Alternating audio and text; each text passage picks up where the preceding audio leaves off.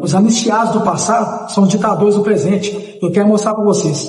Olha quem foi anistiado. Dilma. Olha, Cleitinho, você devia lavar a sua boca antes de falar da minha tia. Porque ela foi anistiada? Foi sim, sabe por quê? Porque durante a ditadura militar, ela ficou presa 2 anos. Ela foi torturada por simplesmente defender a democracia nesse país. Tanto que foi eleita presidenta por 2 vezes. E agora vem o senhor com essa cara de pau hipócrita defender os bandidos que invadiram Brasília para tentar dar um golpe de Estado. O senhor tem a cara de pau e a falta de ética de comparar os anistiados da ditadura militar para tentar dar uma anistia para esses vagabundos. Eles têm que ficar preso, e não é por pouco tempo não, é por muito tempo, para dar de exemplo que no Brasil não tem mais golpe de Estado e não tem tentativa de ditadura. Compartilha ao máximo esse vídeo pro Brasil inteiro ver a hipocrisia desse Cleitinho. Vocês vêm com manobrinha pra poder passar pano pro Bolsonaro. Vamos ver, a vereadora Silvia macetou o Adri. Vamos ver se macetou mesmo, hein? Nós vivemos uma ditadura do judiciário. O mundo vai saber que nós estamos sendo governados por tiranos travestidos de juízes. A prova de que é um discurso falacioso, de que a gente vive uma ditadura, uma tirania do judiciário, a prova tá aqui na minha frente. A prova é o Adrilles. Não tem um dia que ele não fale mal do Alexandre de Moraes, não tem um dia que ele não fale que o Alexandre de Moraes e o STF é uma ditadura do judiciário. E, pelo que a gente sabe, o Adrilles continua falando livremente tudo que ele pensa. O Bolsonaro, em Copacabana, junto com o Adrilles, inclusive, junto com o Tarcísio, junto com um monte de outras pessoas, falou tudo que quis, tudo que não quis, falou mal do Xandão, falou mal do judiciário, falou mal do Lula, falou até mal o Tarcísio, né? Falou. O Tarcísio falou, assim, que ditadura é essa que todo mundo faz ato, manifestação, ninguém é perseguido por isso, ninguém é preso por isso? Mandou muito bem, cara. Sim. Muito bom mesmo, macetou, destruiu, né? Sim. E,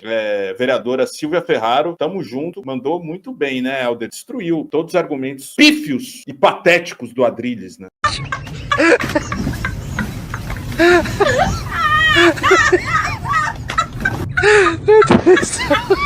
Em pleno século XXI, tem gente ainda que é contra o básico, a ciência, a camisinha, as pílulas, tudo por moralismo. Por quê? Métodos naturais que são disfarçados de religião. Nós estamos falando de ciência, gente. Ciência salva vidas. Vocês viram o que a vacina fez durante a época da Covid? Salvou milhões, assim como as camisinhas, entre vários outros métodos, salvam milhões de pessoas no mundo inteiro de doenças. E agora essa Câmara, que tem a coragem de se dizer a Câmara mais conservadora do Brasil, quer aprovar um projeto de lei contra o básico, contra a camisinha, contra a pílula, coisa que dá dignidade, que dá liberdade para as mulheres brasileiras, que vocês são contra. Uma vergonha para Belo Horizonte.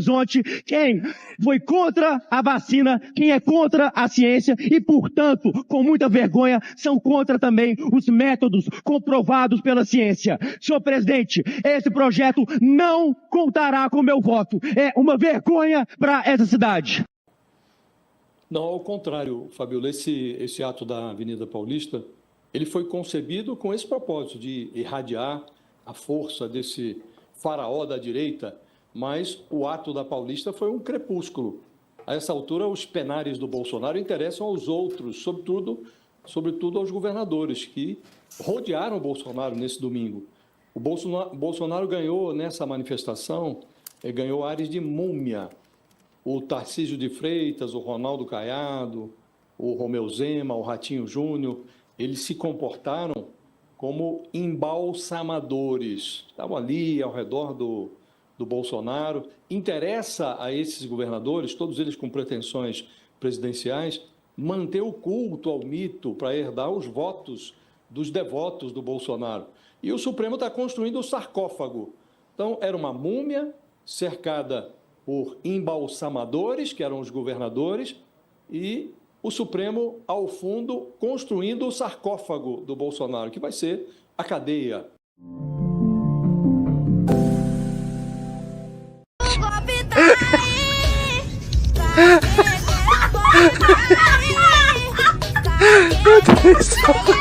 Bolsonaro, obviamente, se recupere plenamente. Esse é um desejo importante de várias maneiras. Primeiro, que queria que ele se dê mal, que ele morra, que ele não sei o quê. Eu acho que isso depõe contra, digamos, o que eu chamei de situação anímica de quem expressa esse desejo.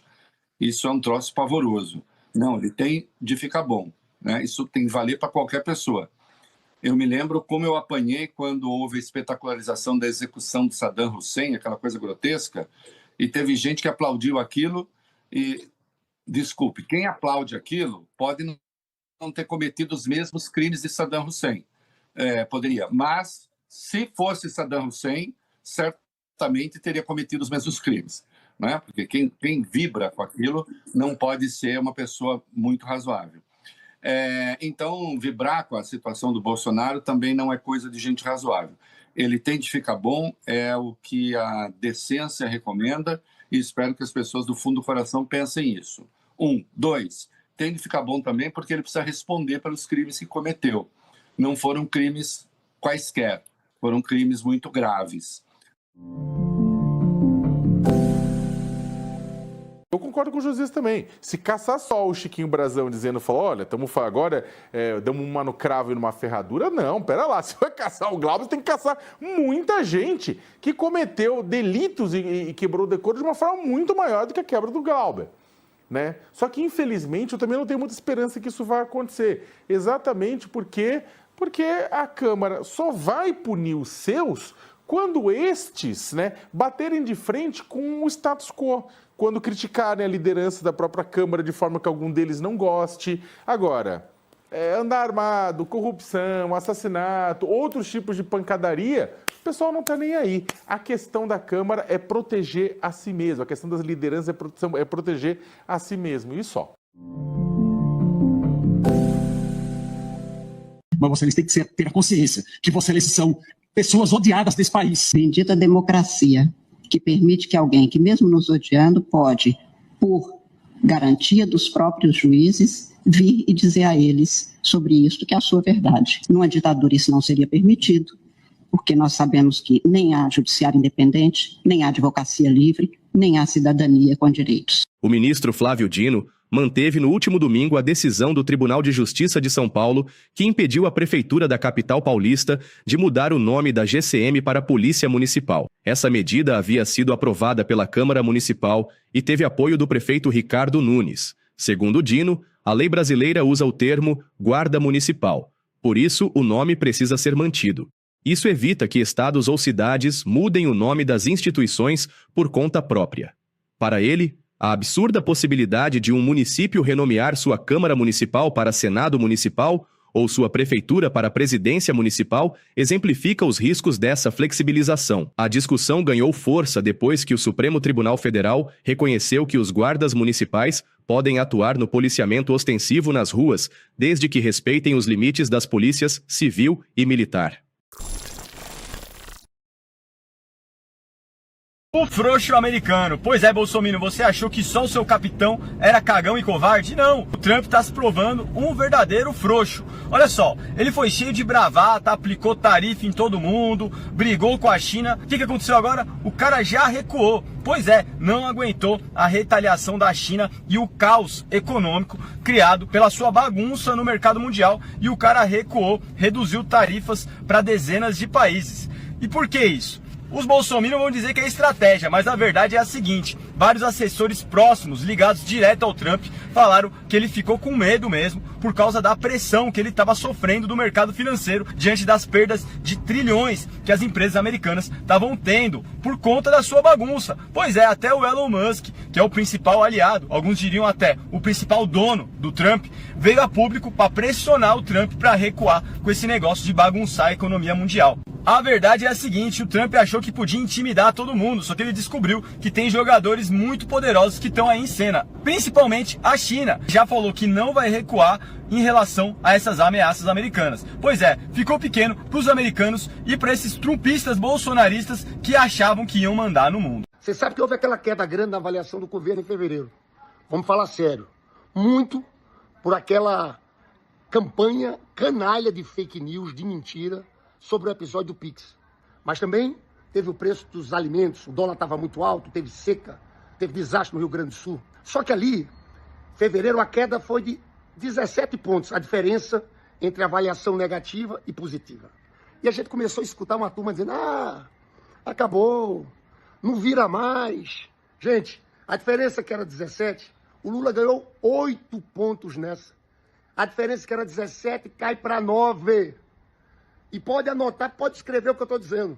Até o final do ano a gente já virou o jogo. Sabe por que eu tenho essa convicção? Por vários motivos. Primeiro, o governo tem muita entrega. Tem muita coisa acontecendo, pessoal. O desemprego é o menor desde 2012. A economia está crescendo mais de 3%. A renda é o que sobra no bolso. No primeiro ano, pessoal, a renda dos trabalhadores cresceu 16%. Quando você tirava a inflação, ficava 11% de ganho real. No segundo ano, alta novamente. Cresceu 5%. Tiramos 24 milhões de pessoas da miséria. Então tem muita coisa que está acontecendo, pessoal. Olha a farmácia popular distribuindo remédios de graça. Então eu tenho convicção que a gente vira o jogo. Eu tenho convicção que nós vamos reeleger novamente, pessoal, Luiz Inácio Lula da Silva, presidente da República, e livrar o Brasil dessa chaga do fascismo, da extrema-direita. Olha, eu fico vendo quantas vezes disseram que o Lula estava acabado. Eu me lembro que naquela primeira reeleição do Lula, quando era ali em 2005, todos diziam, olha, esquece. O Lula foi lá e ganhou a eleição em 2026. Depois teve aquele absurdo comandado pelo Sérgio Moro, aquela prisão injusta do Lula. E diziam o seguinte, acabou Lula, acabou o PT. 4 anos depois a gente elegia Lula presidente da República. Então teve gente que ficou achando que com a quedazinha na pesquisa, o presidente Lula ia perder o rumo, nós enganados. Essa é a característica do Lula, pessoal. Saber enfrentar, ter resiliência. E eu quero encerrar esse meu vídeo chamando a você a entrar nessa luta, numa luta cotidiana, cada dia, divulgando os feitos do governo do presidente Lula, combatendo a extrema-direita. Nós vamos asfaltar o caminho para reeleger Lula em 2026 e dar tranquilidade a uma nova transição democrática que o presidente Lula está fazendo. Vamos com tudo, pessoal!